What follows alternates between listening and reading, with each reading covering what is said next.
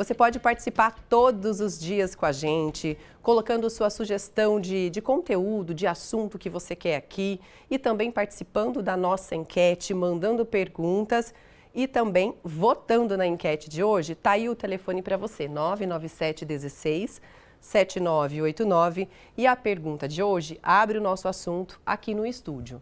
Você conhece alguém que já teve problemas em família com divórcio ou guarda dos filhos? Hashtag sim, hashtag não. Pode opinar e mostrar pra gente um pouquinho sobre a sua realidade e sobre a sua experiência, né? Vai que você já teve problemas assim. Hashtag sim, hashtag não, tá? Então o assunto de hoje aqui no estúdio é direito de família. Já aproveite para tirar a sua dúvida sobre separação, sobre guarda dos filhos, sobre pensão, enfim, sobre esse universo, tá bom? Você pode enviar, então, a sua pergunta, tá aqui o nosso telefone, o nosso WhatsApp. E o nosso convidado de hoje, quem vai ajudar a responder essas perguntas, é o advogado especialista no assunto, que é o doutor Frederico Madani. Doutor, seja muito bem-vindo. Obrigado, muito obrigado a você, obrigado a todos que estão nos assistindo. É um prazer, uma alegria estar aqui com vocês. Vamos lá. Vamos começar, então, colocar o primeiro assunto aqui. Vamos falar sobre separação, né? Sobre divórcio. Isso. Geralmente, já começa aquela dúvida, né? De quem vai se divorciar. Quem fica com o quê? Né? Tem uma casa, tem um carro, um terreno. Explica pra gente, então, como que funciona a partilha de bens, doutor. A regra, na verdade, nós temos 4 tipos de regimes de casamento. Hoje em dia, o mais tradicional, o mais comum que a gente vai ter, é o regime da comunhão parcial de bens. Nesse regime, em princípio, divide-se tudo aquilo que foi adquirido durante a constância do casamento. Então, o que eram dos cônjuges antes do casamento, continua sendo deles. Do marido e da mulher, era deles, continua sendo deles. Não tem problema. Durante o casamento, tudo que foi constituído, se o regime é esse, vai ser partilhado meio a meio, 50% para cada um. Né? Na comunhão universal divide-se tudo, na separação total a gente não dividiria em princípio nada. Mas a regra principal hoje que a gente tem é a comunhão parcial. Ótimo. Agora, dentro de um casamento, eu estou lá com a comunhão total de bens. Sim. Eu consigo modificar esse regime? Consegue sim. Hoje em dia, a partir de 2002, a gente tem a possibilidade da alteração do regime de casamento e ele pode ser feito. Geralmente é feito por processo, né? É um pouco mais complicado, porque o juiz vai pedir uma série de documentos, certidões e coisa e tal, para a gente conseguir fazer a alteração do regime. Mas é possível, é viável fazer essa alteração do regime. Porque de repente, numa fase da vida, né, você quer casar de uma maneira, mas depois viu que não é tão assim vantajoso e que bom que existe essa possibilidade. Agora, doutora, a gente já falou aqui, falando nisso, sobre algo novo que a Justiça aprovou recentemente, né, uma modificação na regra para inventários, partilhas de bem, inclusive divórcio.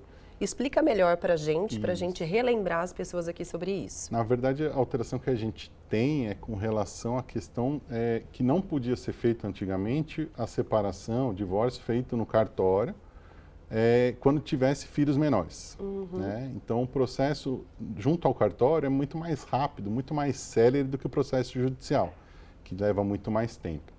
Então, com essa alteração, hoje em dia, existe a possibilidade de ser feito o divórcio também no cartório quando a gente tem filhos menores. Ótimo. E aí, essa modificação vem ajudar o judiciário? Por que houve essas alterações com relação à partilha, enfim, e o divórcio?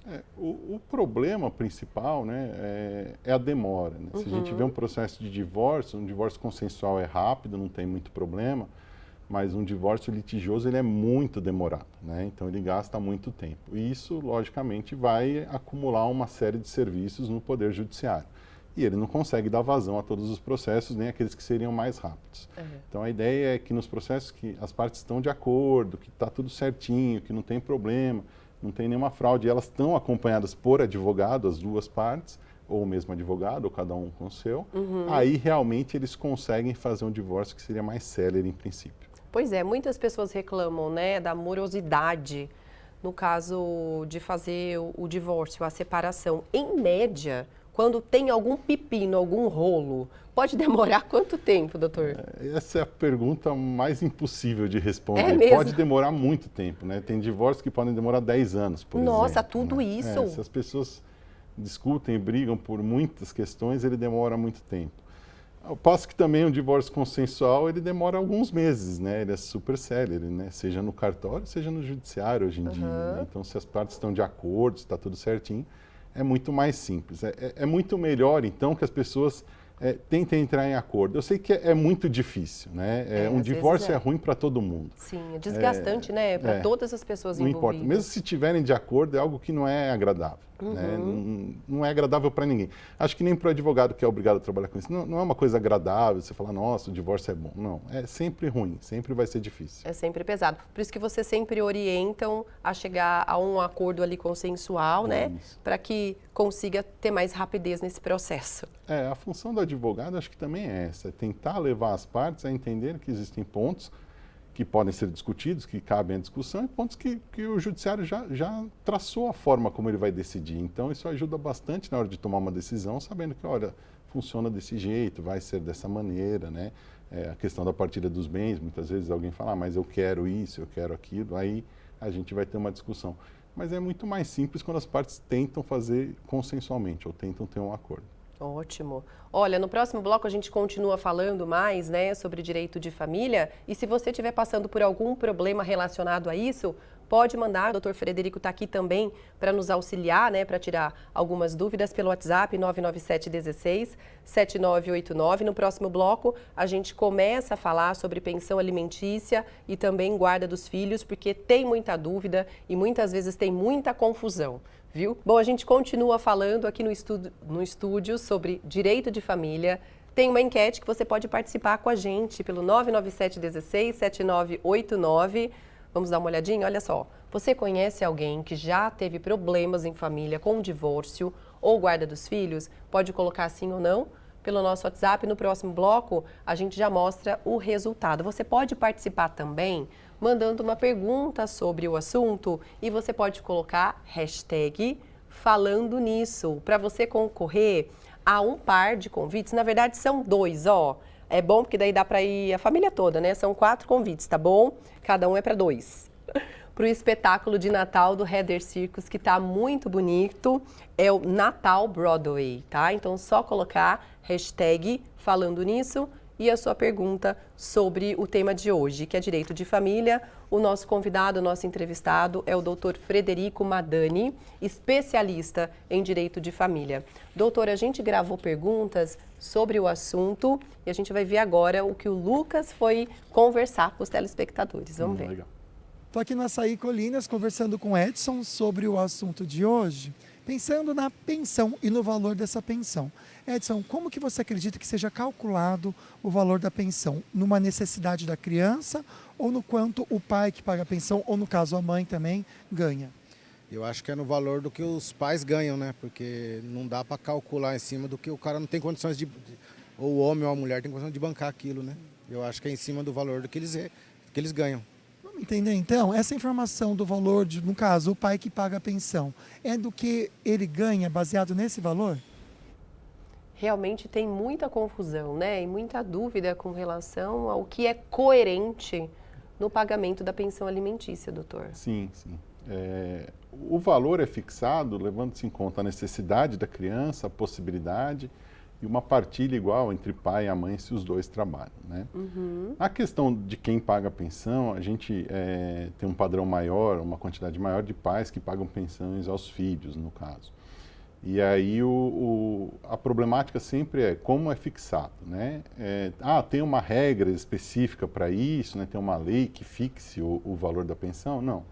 Na verdade, criou-se a condição de que se paga ou se tente a pagar 1/3 ou 33% nesse caso, mas geralmente se fixa em 30% dos vencimentos que aquela pessoa tem.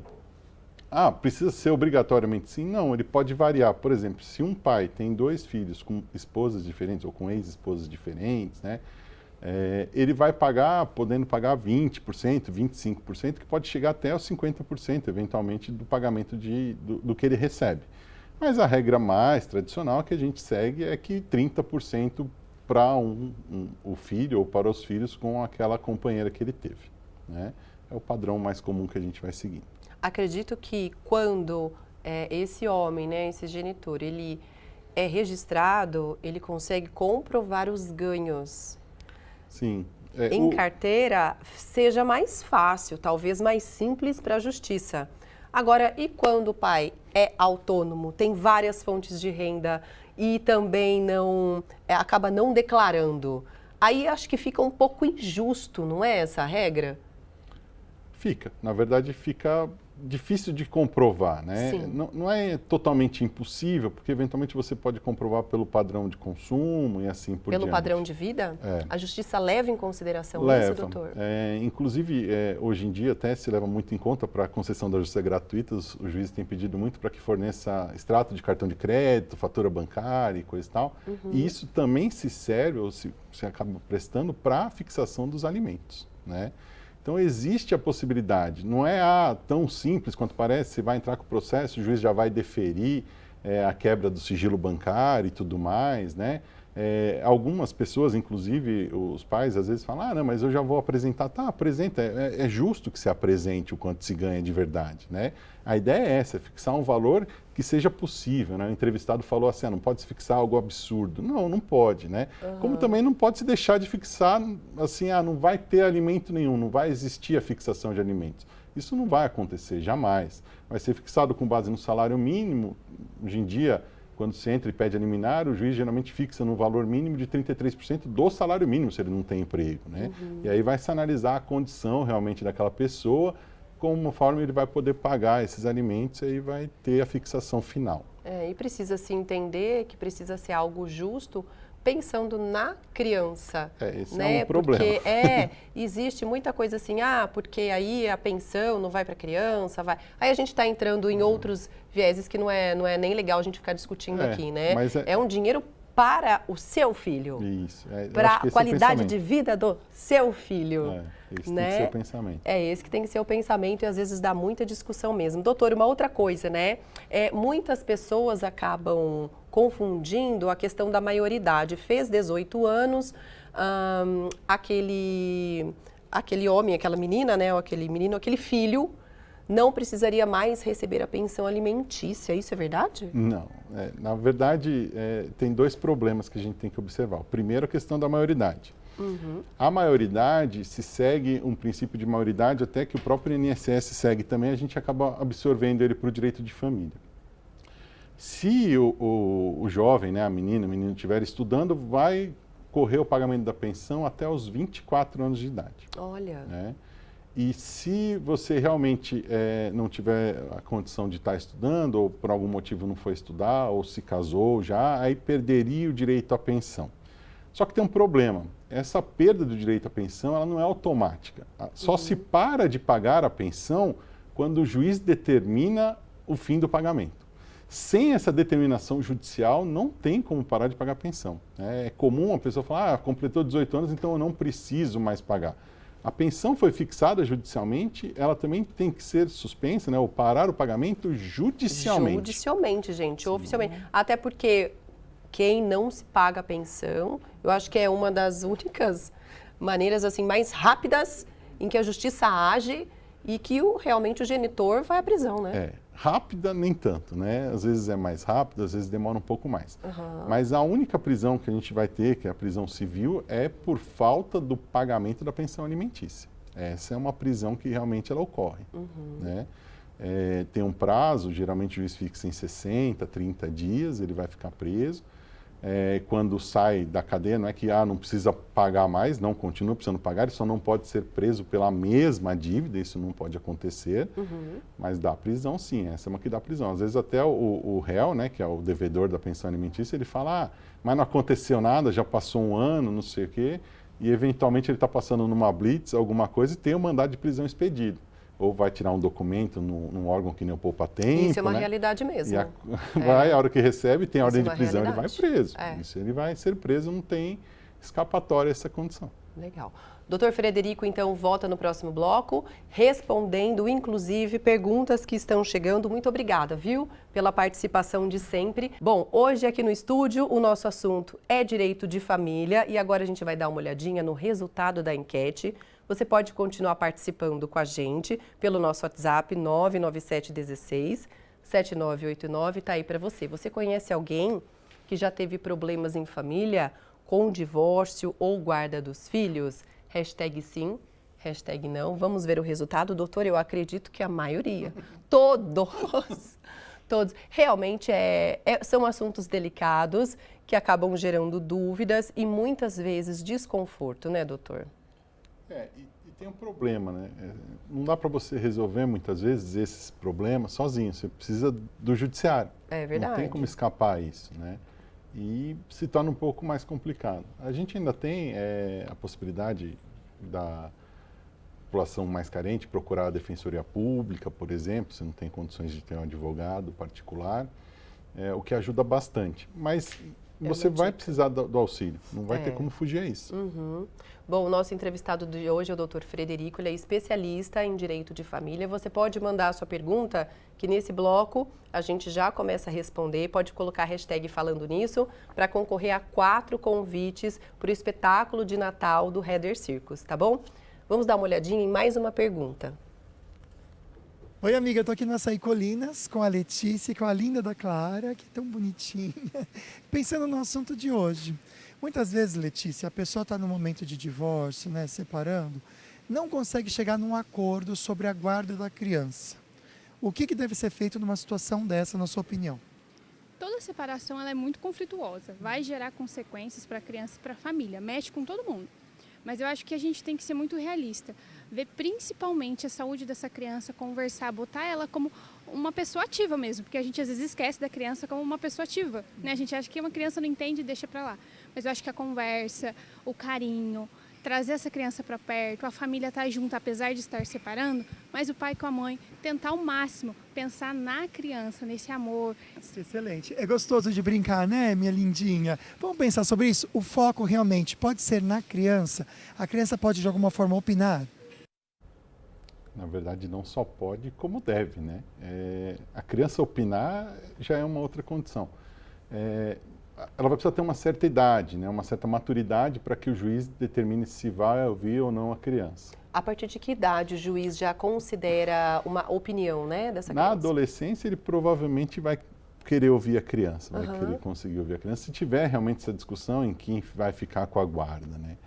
A gente também tem que lembrar que nem sempre a gente vai ter essa discussão de quem vai ficar realmente com a guarda. A questão da guarda, a gente até precisa lembrar uma condição, que quem detém a guarda recebe a pensão, mas não é para a pessoa em si que detém a guarda a pensão, é para a criança. Isso. É lógico que se incluem daí aluguel, moradia, essa condição toda, né?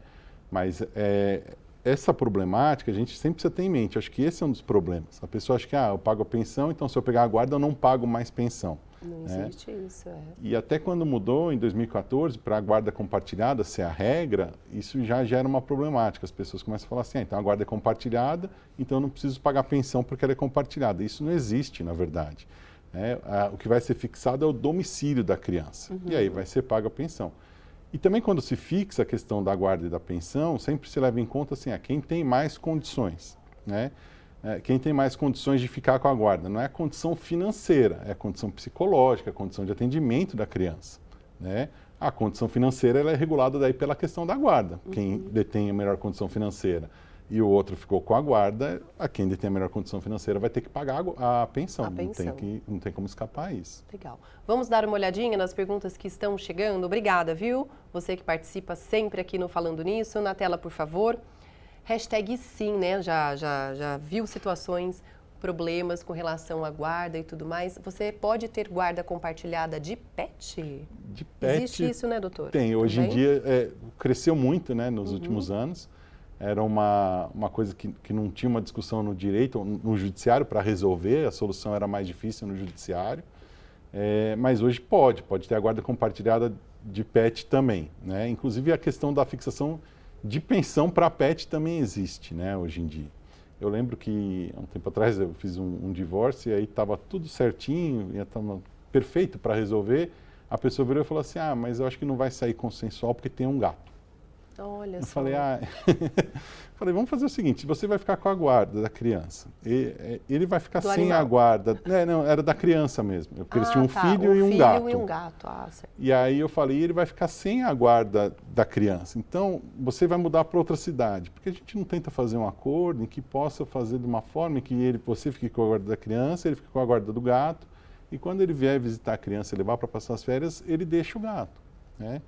E foi bom que eles concordaram nesse caso, não necessariamente legal. concordam, mas nesse caso foi interessante porque deu a solução. É isso, né? Você tentar apaziguar e trazer uma condição para que resolva logo, né, gente? Mas a guarda Porque do pet também cabe. É, ótimo.